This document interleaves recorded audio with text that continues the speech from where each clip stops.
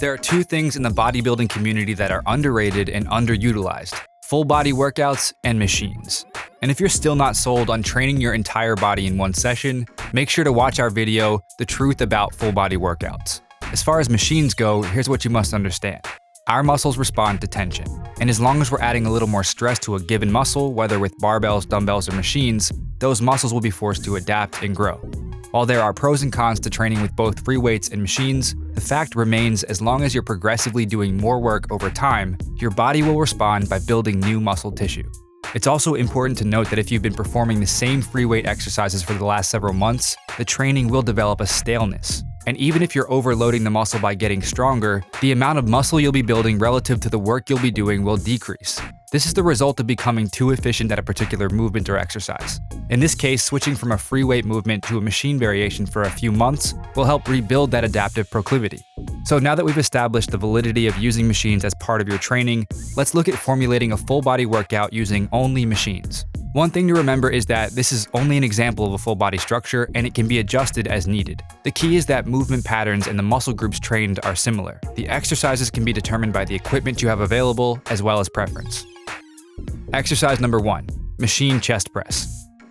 This is a horizontal pressing movement that targets the entire chest as well as other pushing muscles such as the anterior deltoids and the triceps. For this example and every other exercise in this workout, start by selecting a weight that you can perform for 12 reps with 1 rep left in the tank. You'll do this for a total of 4 sets. If you want to spice things up a bit, add 2 drop sets to complete failure on the last working set. A good rule of thumb would be to rest for 60 to 90 seconds between sets and 2 to 3 minutes between exercises. Each rep should be performed with an explosive concentric and a controlled eccentric, and no pauses at the top or the bottom of the rep. In other words, 1 second on the way up and 2 to 3 seconds on the way down. Simple enough, right? Great, now let's give the chest a break and move on to the next exercise.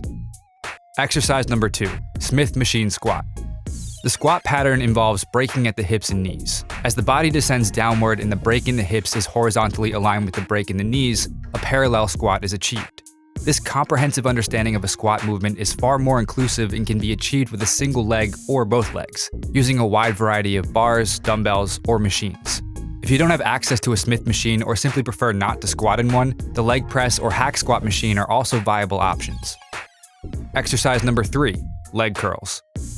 After crushing the quads with a squat movement, we will target the hamstrings with a seated leg curl. This variation forces your body to stay locked in while only breaking at the knees, and since you're in a seated position, the hamstrings are further stretched, making it a bit more effective. If you don't have access to a seated leg curl, however, the lying leg curl is a perfect alternative.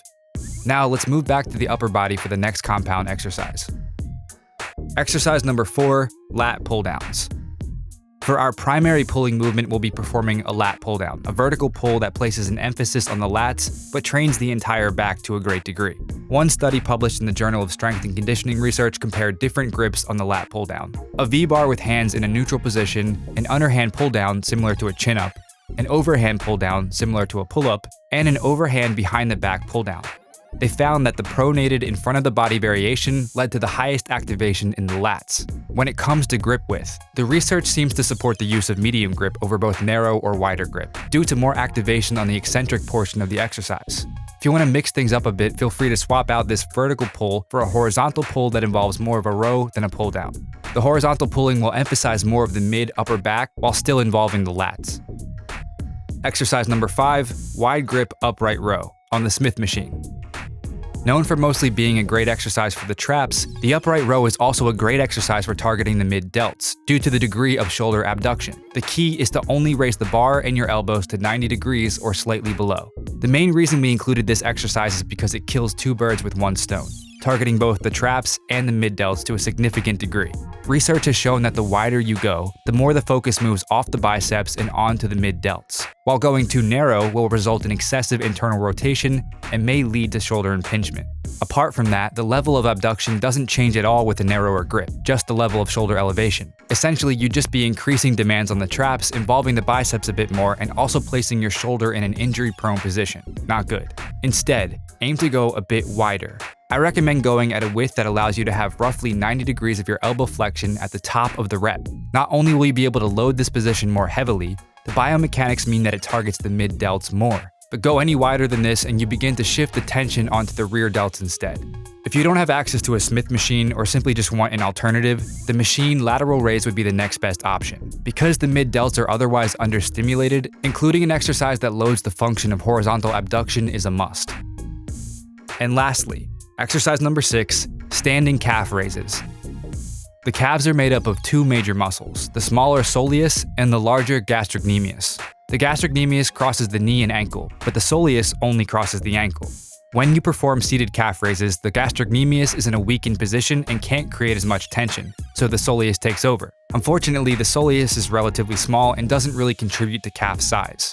If you really want to grow your calves, I recommend focusing on a standing variation where your legs are straight. This will ensure that you're targeting the muscle in your calves responsible for calf size, the gastrocnemius. Not only that, but because the gastrocnemius is more active during this movement, overload becomes far easier. If you don't have access to a standing calf raise machine, try performing these on the leg press machine instead. So there you have it, a simple but effective full body workout that you can perform with nothing but machines. Remember, while free weights are valuable for functional strength and should play a prominent role in your training, having blocks of training with machines is a great way to introduce a different training stimulus and jumpstart some new muscle growth. Did you find this video helpful? If so, click the like button below as it'll truly help out the channel. Also, if you're an intermediate or advanced lifter whose muscle gains have stalled and are looking to jumpstart new muscle growth, grab a copy of our brand new program, Mass 5 Full Body. This is a high-frequency full body workout for intermediate and advanced lifters who are looking to take their physique to the next level. And right now you can get an additional 25% off by using coupon code MASS25. If you want to learn more, click the link in the description below.